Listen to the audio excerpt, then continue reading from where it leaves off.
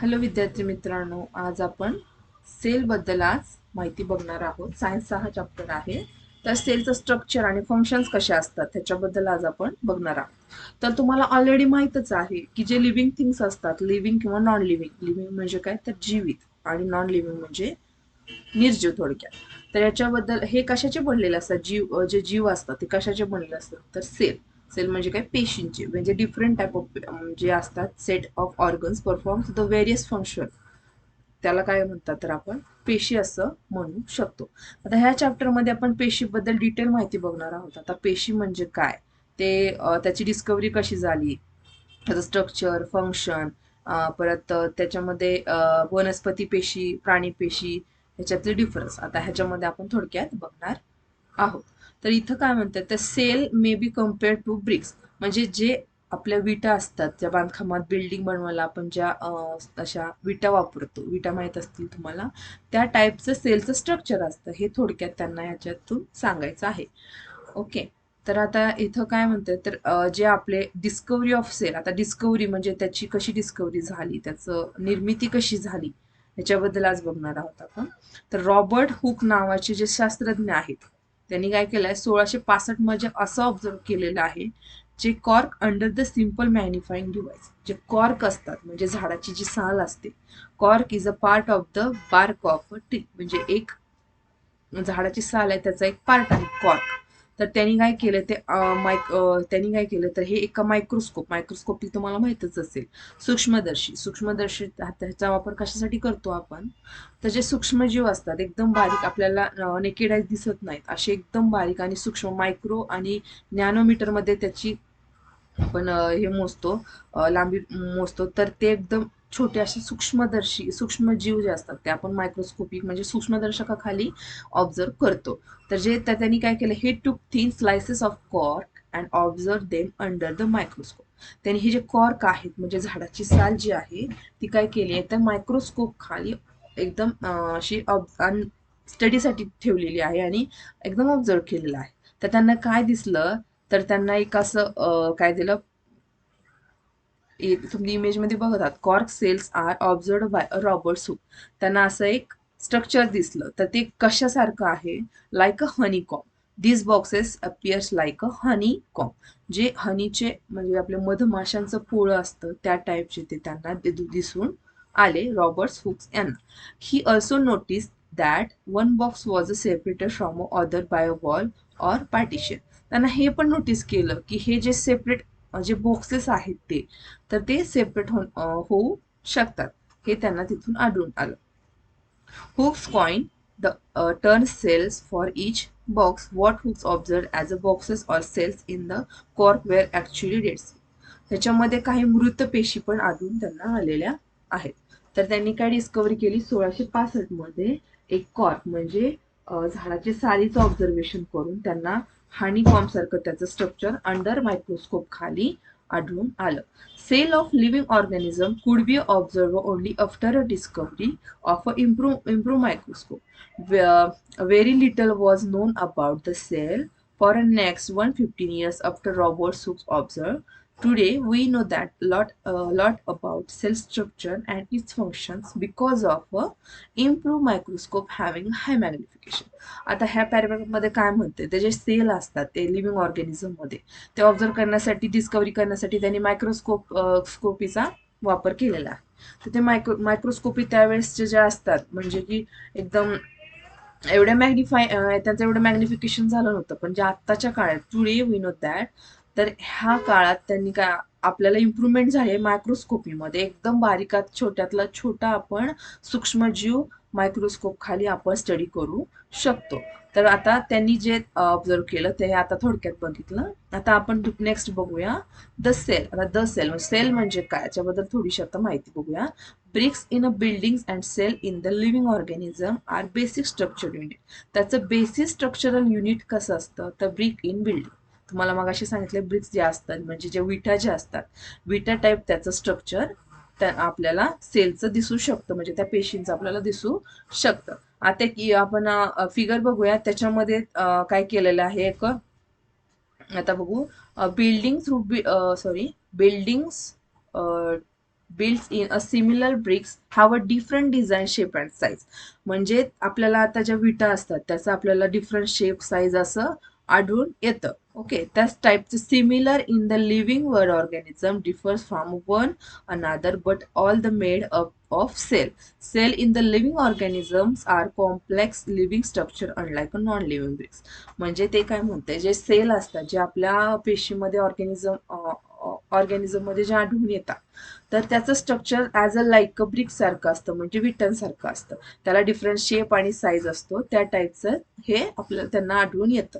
Okay, तर मग ते काय म्हणतात, the organism complex living structure unlike a non living bricks, त्या टाईपचं त्यांना आढळून आलेलं आहे.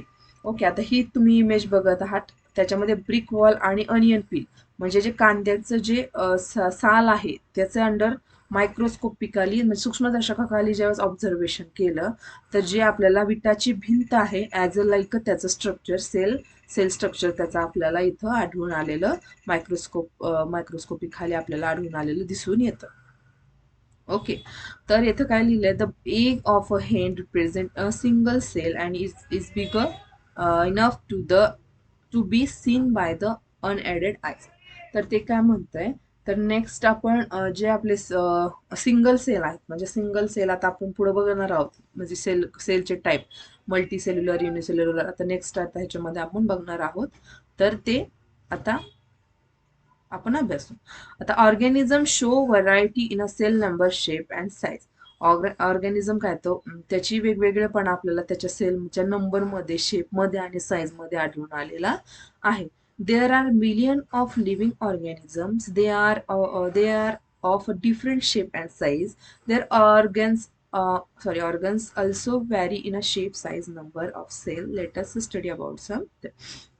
तर आता मिलियन म्हणजे खूप कोट्यावधी असे लिव्हिंग ऑर्गॅनिझम असतात, सेल जे असतात ते आता ते कोट्यावधीच्या संख्येने असतात. ते आपल्याला आता ऑब्झर्व करायचं आहे, हे आता नेक्स्ट आपण थोडक्यात बघूया. तर त्याला एक डिफरंट साईज, शेप आणि हे असतं, याचं उदाहरण आपण आता बघूया. तर नंबर ऑफ सेल म्हणजे सेलचा नंबर.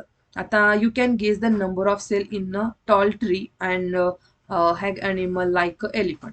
तुम्ही गेस करा बरं, जे ट्री असतात म्हणजे उंच ट्री आणि जे ॲनिमल असतात लाईक हा हत्ती वगैरे, त्याच्यामधले नंबर ऑफ सेल किती असतील वगैरे.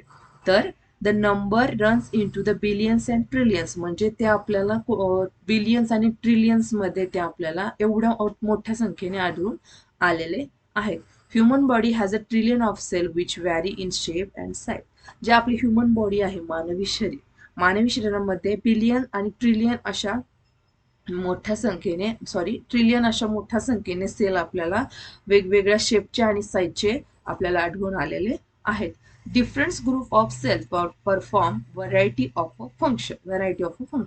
म्हणजे जे डिफरंट ग्रुप ऑफ सेल आहेत त्याचे वेगवेगळे फंक्शन्स आपल्याला दिसून येतात, ते परफॉर्म केलेले त्यांनी दिसून येतात.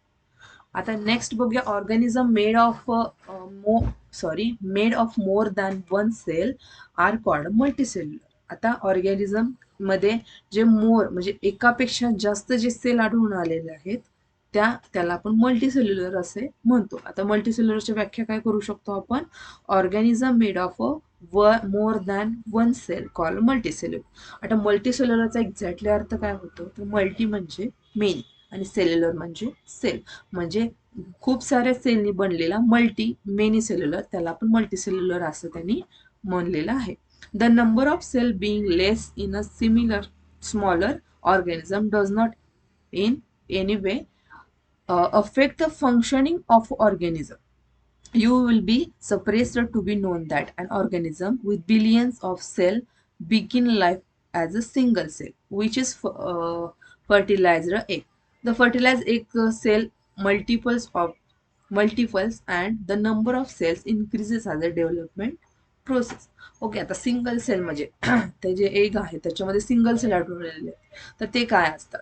आता आपण बघूया सिंगल सेल म्हणजे आता मल्टीसेल्युलर बद्दल बघितलं. आता युनिसेल्युलर म्हणजे काय, तर आता आपण ही फिगर बघत आहोत 8.3ची. त्यात अमिबा आणि पॅरामिशियम अशा दोन आपल्याला इमेजेस दिसत आहेत. अमिबा आहे बघा, त्याचा डिफरंट शेप आहे, डिफरंट साईज आहे, आणि पॅरामिशियमचं पण आहे बी बी पॅरामिशियम ही एक इमेज आपण इथे बघू शकतो. तर look figure A and B both organisms are made up of a single cell. आता हे सिंगल सेल बद्दल माहिती सांग. तर सिंगल सेल म्हणजे काय, तर हे ह्याच्यामध्ये ह्या ऑर्गॅनिझम मध्ये सिंगल सेल आपल्याला आढळून आलेले आहेत अमिबा आणि पॅरामिशियम मध्ये. तर single called organism are called unicellular. तर ह्यालाच आपण युनिसेल्युलर असं म्हणू शकतो. तर युनि म्हणजे काय, वन, आणि सेल्युलर म्हणजे काय, तर सेल. आता मल्टीसेल्युलर आणि युनिसेल्युलर ह्याच्यामधला फरक तुम्हाला कळलेला असेल. तर मल्टीसेल्युलर म्हणजे more than one cell called multicellular, आणि सिंगल सिंगल कॉल्ड याला आपण युनिसेल्युलर असं म्हणू शकतो. आता बघा, a single called organism perform all the necessary function of multicellular organism perform. जे सिंगल सेल जे असतात ते ऑर्गॅनिझम जे परफॉर्म करतात, म्हणजे त्याची ऍक्टिव्हिटी करतात, ती all necessary functions that multicellular organism perform, तेच मल्टीसेल्युलर मधले पण ऑर्गॅनिझम ऍक्टिव्हिटी करू शकतात. A single cell organism like amoeba, तुम्ही आता बघितलाय सिंगल सेल जे ऍक्टिव्हिटी करणारे आहेत amoeba, capture and digest food. ते काय करतात, डायजेस्ट फूड कॅप्चर करतात. ओके, त्यांची respires, secrete, grows and reproduce similar function in the multicellular organism. त्यांचं जे फंक्शन, जे त्यांच्यामध्ये जे डायजेशन, रिस्पायरी, रिप्रोड्युसेस करण्याचे जे फंक्शन आहेत, म्हणजे कार्य जे आहेत, ते as a like a multicellular organism सारखे असतात. म्हणजे ऑर्गॅनिझम सारखे त्यांना ते कॅरी करू शकतात. ओके, तर नेक्स्ट बघूया टिश्यू. आता टिश्यू म्हणजे काय, तर टिश्यूचा अर्थ काय होतो इथं, तर वनस्पती आणि प्राणी जे असतात त्यांच्या शरीरातील पेशींचा जो बनलेला भाग आहे त्याला आपण टिश्यू असं म्हणतो. म्हणजे tissue turns into the organ, ते टिश्यू ऑर्गन मध्ये नंतर कन्वर्ट होतात. ओके, आता पुढे बघूया आपण शेप ऑफ दिस सेल. आता सेल बघितलं, cell multicellular, unicellular, single cell याच्यामध्ये आता बघितलं आपण. तर आता त्याचा शेप कसा असतो. आता शेप आता थोडक्यात आपण बघूया हाऊ टू. आता बघा next, how to define the shape of amoeba in a figure. आता तुम्ही ह्या फिगर मध्ये बघितलं आहे वरच्या की अमिबाचा शेप कसा आहे. त्याचा शेप ठरलेला नसतो, तर आपण तिचं क्वेश्चन मार्क केलेला आहे. कसा आहे, तर त्याचा निश्चित असा शेप असा नसतो.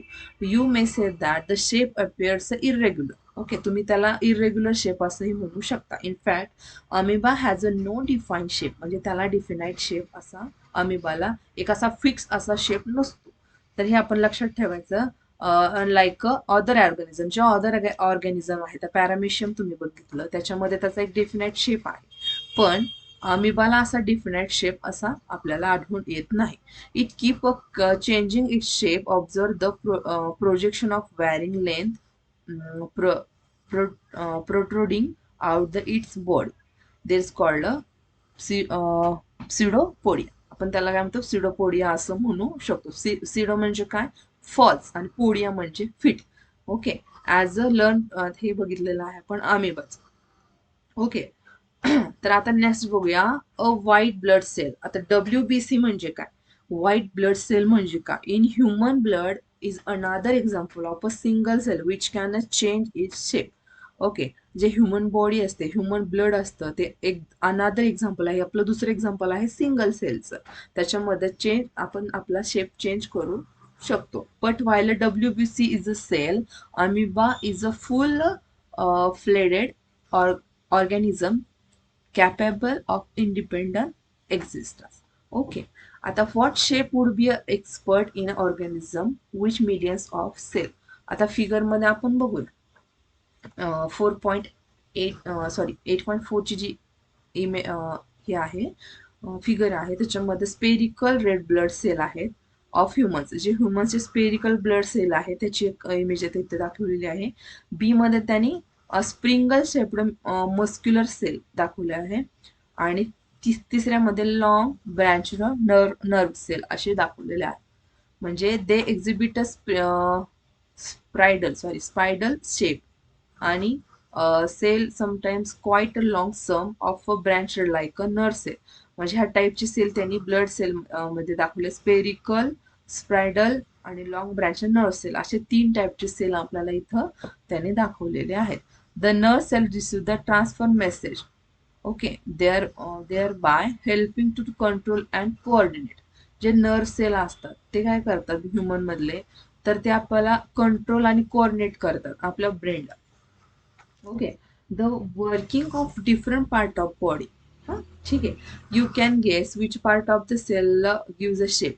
Component of the cell and enclose the membrane. आता मेम्ब्रेन म्हणजे काय, तर मेम्ब्रेन म्हणजे एक पडदा झाला, आतला एक टाईपचा पडदा झाला.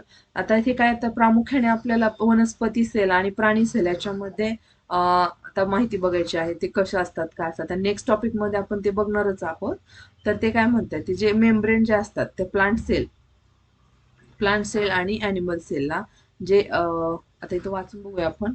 म्हणजे this membrane provided the shape to the cell of plant and animal. आता मी तुम्हाला सांगितल्याप्रमाणे cell wall is an additional covering over the cell membrane in the plant cell. Additional covering असतं ते सेल प्लांटचं. It gives the shape of rigidity of this cell, and bacteria is also has a cell wall. आता sale wall म्हणजे काय, तर sale wall म्हणजे जे covering केलेलं असतं ना, त्याला आपण सेल वॉल असं म्हणतो. मेम्ब्रेन म्हणजे एक प्रकारचा पडदा.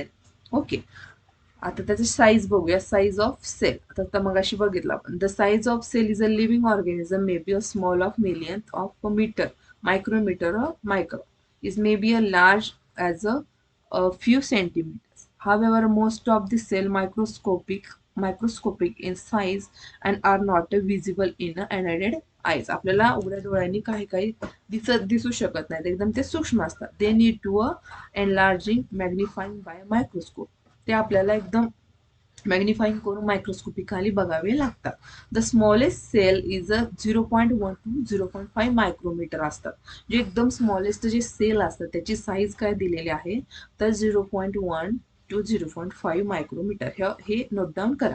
आणि इन बॅक्टेरिया, ओके, बॅक्टेरिया जे असतात म्हणजे जे जीवाणू वगैरे असतात, ओके, त्याच्यामध्ये हे स्मॉलेस्ट सेल आपल्याला आढळून येतात. The largest cell measuring 170 mm into 130 mm is a egg of ostrich. म्हणजे शहामृगाचं जे अंड असतं त्याच्यामध्ये जे लार्जेस्ट सेल आपल्याला आढळून आला, ते मेजरिंग केल्यानंतर त्याची साईज किती, तर 170 mm इंटू 130 mm एवढी आपल्याला आढळून आलेली आहे. तर स्मॉलेस्ट सेलची तर किती दिला आहे, 0.1 to 0.5 मायक्रोमीटर इन बॅक्टेरियामध्ये. आणि क्षामृगाच्या अंड्यामध्ये जे मेजरिंग केलेलं आहे लार्ज मध्ये, तर 170 गुणिले 130 mm एवढी आपल्याला आढळून आलेली आहे. Okay, the size of cell has a no relation with the size of body of a animal or plant. Is necessary that a cell in a elephant be like a bigger than this in rat. आता elephant आणि rat मध्ये किती फरक आहे. Elephant एकदम अपाट मोठा आणि एकदम मोठा दिसतो, आणि रॅट म्हणजे आपल्याला उंदीर केवढा एकदम छोटासा. The size of cell is related to this its function. For example, जे नर्व सेल असतात बोथ ऑफ द एलिफंट आणि रॅट मध्ये, जे नर्व सेल असतात एलिफंट, हत्ती आणि उंदरामध्ये, are long and branched. They perform the same function. ते काय करतात, तर सेम फंक्शन रेफर करतात, that of transferring message. Okay, आता ते आपण काय बघितलं थोडक्यात, तर जे लार्जेस्ट सेल आहेत आणि स्मॉलेस्ट सेल आहेत त्याची लांबी बघितली आहे, म्हणजे त्याची साईज बघितलेली आहे, साईज ऑफ दिस सेल. आणि उंदीर आणि एलिफंट मध्ये जे आपल्या नर्व सेल असे आढळून आलेले आहेत त्याचं फंक्शन सेमच असतं, जे जे की ते दिसायला लहान मोठे असले तरी.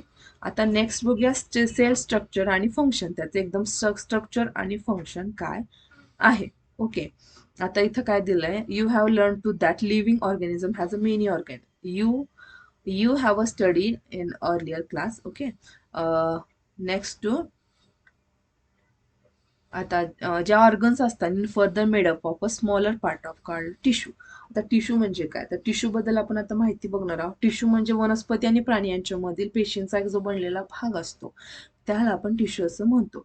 The organ in further made up of a smaller part. जे ऑर्गन असतात त्याच्यात जे स्मॉलर पार्ट तयार झालेले असतात त्याला आपण टिश्यूज असं म्हणू शकतो. A tissues is a group of a similar cell performing a specific function. म्हणजे जे सेल जसे परफॉर्मिंग करतात तसंच same as a like a tissue पण वर्किंग करू शकतात. ओके. आता नेक्स्ट बघूया पार्ट ऑफ द सेल. आता cell membrane. Okay. Part of the सेलचं एक फर्स्ट काय सेल मेम्ब्रेन. आता सेल मेम्ब्रेनमध्ये the basic component of a cell are cell membrane. Okay. Cytoplasm, nucleus. Okay. The cytoplasm. आता सायटोप्लाझमला आपण मराठीत काय म्हणू शकतो, पेशीभोवतालची जी जागा आहे. ओके. पेशीच्या केंद्रकाभोवती असणारा जो भाग आहे त्याला आपण सायटोप्लाझम असं म्हणू शकतो. Is enclose within the cell membrane. Cell membrane, membrane म्हणजे काय, जे पडदा असतो, पेशीचा पडदा असतो ज्याच्यामध्ये तो एनक्लोज झालेला असतो. ओके. त्याला it also called as a plasma membrane. त्याला आपण प्लाझ्मा मेम्ब्रेन असंही म्हणतो. Okay. The membrane separates cells from one another and also the cell from the surrounding medium. The plasma membrane is porous and allows the movement of a substance or materials both inward and outward. Okay. आता next activity आपण बघूया. In order to observe the basic component of the cell, okay, take an onion bulk. Okay, remove the dry pink covering peels. You can easily separate this from a freshly white layer of a bulk with the help of a forceps and even with hand. You can also break the onion bulk and separate it out a layer. त्याचे आपण जे कांद्याचे जे हे आहेत, कांदा सोलल्यानंतर त्याचे आपण बल्क काय करतो, त्याचे जे सेपरेट करू शकतो.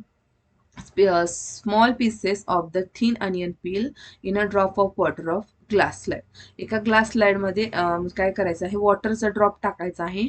The thin layer of can cut into the smaller piece. म्हणजे एकदम त्याच्या स्मॉल स्मॉल पीस करून वॉटर टाकून ते अंडर ऑब्झर्वेशन खाली ठेवायचं आहे. ओके. ऑफ मायक्रोस्कोपी खाली. ओके. नंतर त्याच्यात काय काय ऍड करायचं आहे, मिथिलीन नावाचं ब्ल्यू सोल्युशन जे आहे त्याच्यामध्ये ऍड करायचं आहे. Place of cover slip on it. Okay, while placing the cover slip, ensure that there are no air bubble under the cover slip. Observe the slice under the microscope. Okay. आता तुम्ही ते काय म्हणते की तुम्ही जेव्हा ऑब्झर्व करता त्याच्यामधले आपल्याला टिश्यू वगैरे दिसू शकतात. आता बघा, ज्यावेळेस आपण जे सेल ऑब्झर्व केला आहे अनियन पीलचा, त्याच्यामध्ये हे आपल्याला आढळून आलेलं आहे अंडर मायक्रोस्कोपी खाली. तर हे त्यात न्यूक्लियस आहे. त्याचं ब्रिक लाईक स्ट्रक्चर आहे जे डिफरंट साईज आणि शेपमध्ये. त्याच्यामध्ये इथं न्यूक्लियस आपल्याला दिसून येतो आणि इथं सायटोप्लाझम. सायटोप्लाझमचा अर्थ तुम्हाला मी मगाशी सांगितला आहे. त्याचा अर्थ आहे पेशीभोवताची जी जागा आहे, म्हणजे पेशीच्या केंद्रकाभोवती असणारा जो भाग आहे त्याला आपण सायटोप्लाझम असं म्हणतो. The boundary of the onion cell is the cell membrane covered by another thick covering called as a cell wall. आपण सेल वॉल असं म्हणू शकतो.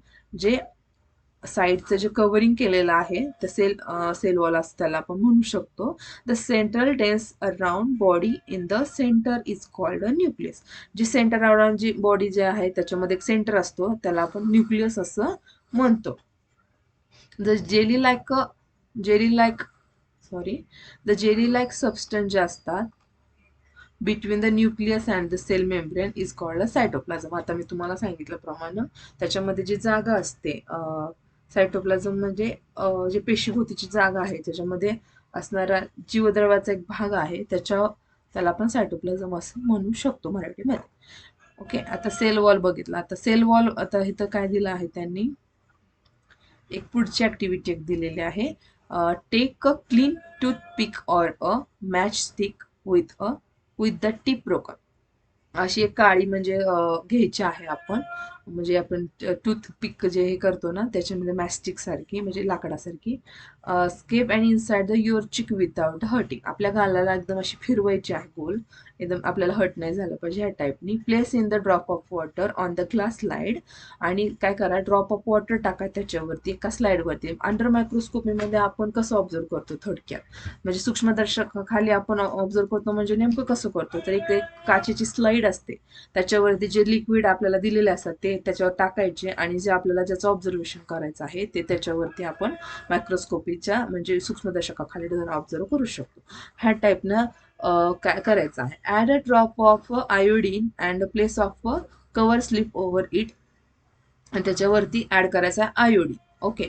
आणि 1 ते 2 ड्रॉप्स ऑफ मिथेलिन ब्ल्यू सोल्युशन एकदा ऍड करायचं अल्टरनेटली, आणि नंतर ऑब्झर्व करायचं अंडर मायक्रोस्कोप. ओके. तर तिथं काय, you may be notice several cell of scrapped material. Okay. आता ह्या फिगरमध्ये त्याने दिलेला आहे ह्युमन चिक सेल. आता मी तुम्हाला सांगितलेलं आहे, काडी घ्यायची, गालावरती गोल फिरवायची आणि त्याच्यामध्ये वॉटरचा ड्रॉप, नंतर आयोडीन, आणि नंतर काय करायचं, एक मिथिलिनचं ब्ल्यू सोल्युशन आहे त्याच्यावरती टाकून ते अंडर मायक्रोस्कोप खाली ऑब्झर्व करायचं आहे. You can identify the cell membrane. तुम्हाला तिथं सेल मेम्ब्रेन आयडेंटिफाय होऊन जाईल, म्हणजे ओळखून जाईल. The cell cytoplasm sorry a nucleus, a cell wall is absent in animal cell. तर आपल्याला इथं असं आढळून येतं की जे ॲनिमल सेल असतात त्याच्यामध्ये सेल मेम्ब्रेन अब्सेंट असतो, आणि प्लांट सेलमध्ये काय होतं तर जे सेल वॉल असतं ते प्रेझेंट असतं. हा फरक तुम्ही लक्षात ठेवा. Cell wall is present in a plant cell and cell wall is absent in a animal cell. ह्याच्यामध्ये तुम्ही बघू शकता ह्युमन चिक सेलमध्ये इथं दिलेलं आहे न्यूक्लिअर मेम्ब्रेन आहे, हा सायटोप्लाझम आहे, ह्याच्यातील पोकळीतला हे आहे न्यूक्लियस, आणि हे हे आता टोटल आपण इमेज इथं फिगर आपण बघू शकतो. ओके. आता सायटोप्लाझम बद्दल थोडक्यात माहिती बघूया. It is a jelly like a substance present between the cell membrane and the nucleus. जे सेल मेम्ब्रेन आहे आणि न्यूक्लियस याच्यामध्ये जे जेली लाईक अ स्ट्रक्चर असतं त्याला आपण आता काय म्हणतो. ओके. इथं काय लिहिलं, memory and the nucleus the various under component and organelles. Okay. तर हे काय म्हणतं, त्याला आपण सायटोप्लाझम असं म्हणू शकतो. म्हणजे थोडक्यात मराठीत काय तर पेशी भोवतालची जी जागा आहे, म्हणजे पेशीच्या केंद्रकाभोवती असणारा जो जीवद्रव्याचा भाग आहे त्याला आपण सायटोप्लाझम असं म्हणू शकतो. आता न्यूक्लियस म्हणजे काय, न्यूक्लियस म्हणजे काय थोडक्यात तर केंद्रक आहे. It is a important component of the living cell. हा एक महत्वाचा लिव्हिंग सेल मधला कंपोनंट आहे. It is a generally spherical and located in the central of the cell. हा जनरली स्पेरिकल असतो, म्हणजे अराउंड मध्ये गोल असा वर्तुळाकार अशा स्थितीमध्ये आपल्याला न्यूक्लियस हा आढळून येतो, आणि तो जेमते सेंटरलाच असतो सेलच्या. ओके. आता इथं आपण बघूया, nucleus is a separated from the cytoplasm by a membrane called as a nuclear membrane. आता न्यूक्लिअर मेम्ब्रेनची व्याख्या त्यांनी इथं दिली आहे. Nucleus is a separated from the cytoplasm by a membrane called nuclear membrane. Okay.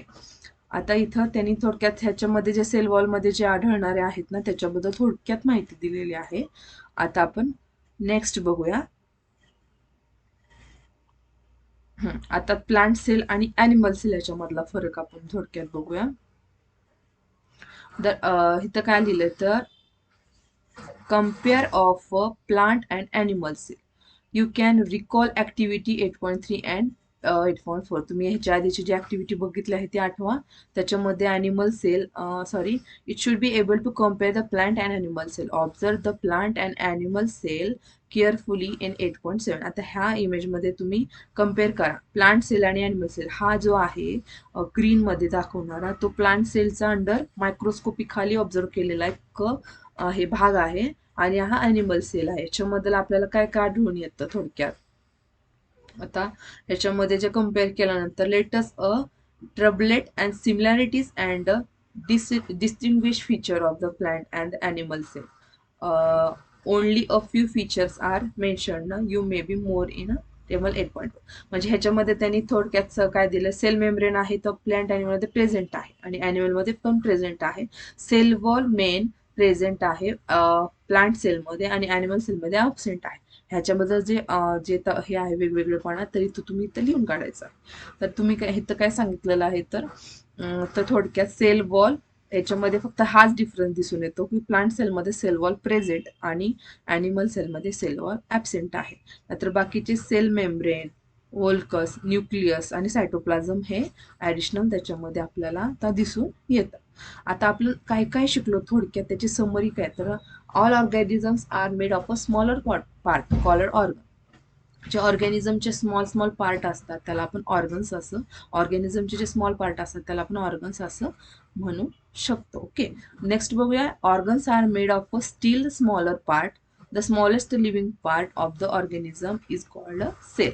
म्हणजे पेशीला आपण काय म्हणतो, ज्या ऑर्गन्स असतात made of a still smaller part, smaller ऑर्गन्सच्या स्मॉलर पार्टनी तयार झालेले जे हे असतात त्याला स्मॉलर लिव्हिंग पार्ट असतात, त्याला आपण ऑर्गॅनिझमला आपण काय थोडक्यात सेल असं म्हणतो. Cell were a first observe that the cork by a Robert Hooke's in six 1665 मध्ये. म्हणजे सेल जे असतात ते पहिल्यांदा कोणी ऑब्झर्व केले तर रॉबर्ट्स हुक यांनी कॉर्कच्या माध्यमातून, म्हणजे झाडाची साल आहे ह्याच्या माध्यमातून 1665 मध्ये ऑब्झर्व केले आहे under microscopy. Cells exhibit a variety of a shapes and size. Cell exhibit काय करतात, ते variety of a shape and size, ते डिफरंट शेप आणि साईज मध्ये आपल्याला सेल हे पेशी आढळून आलेल्या आहेत. Next way, number of cells also varies from organism to organism.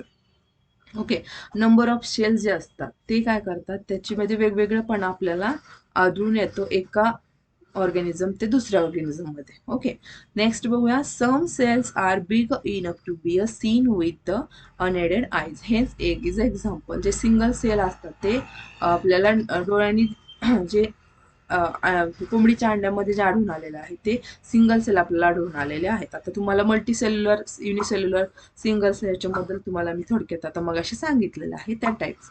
Some organisms are single cells while other contains large number of cell. Okay, आलं लक्षात.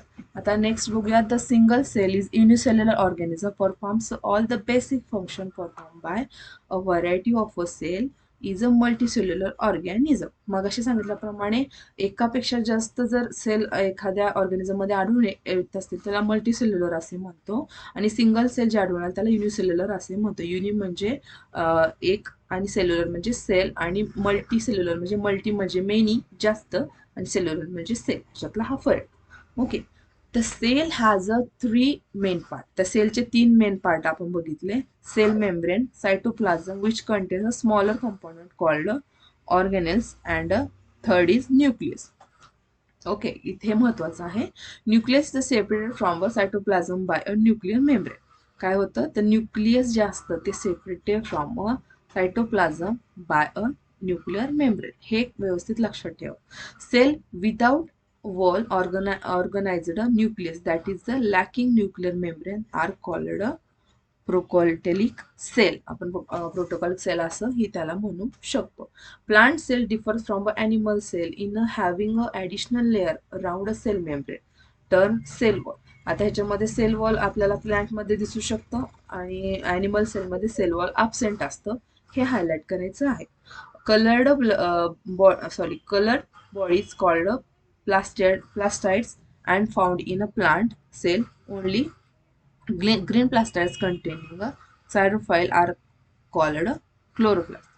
ओके, तर आता नेक्स्ट बघूया. Plant cell has a big central voculus like a number of small voculus in a animal cell. ह्याच्यामध्ये आता थोडक्यात हे जे भाग आहे ह्याच्यामध्ये तुम्हाला दिसून येईल. ह्याच्यामध्ये जे तुम्हाला मगाशी सांगितल्याप्रमाणे जे प्लांट सेल आणि ॲनिमल सेलमध्ये डिफरन्स आहे ते हे थोडक्यात इथं त्याने दिलेलं आहे. सेल वॉल बद्दल फक्त प्लांट सेलमध्ये प्रेझेंट दाखवलेलं आहे, ह्याच्यामध्ये ॲबसेंट. बाकीच्यांचं जे फंक्शन वगैरे आहे मेन आपण आता समरीमधून थोडक्यात बघितलं आहे. Okay, thank you.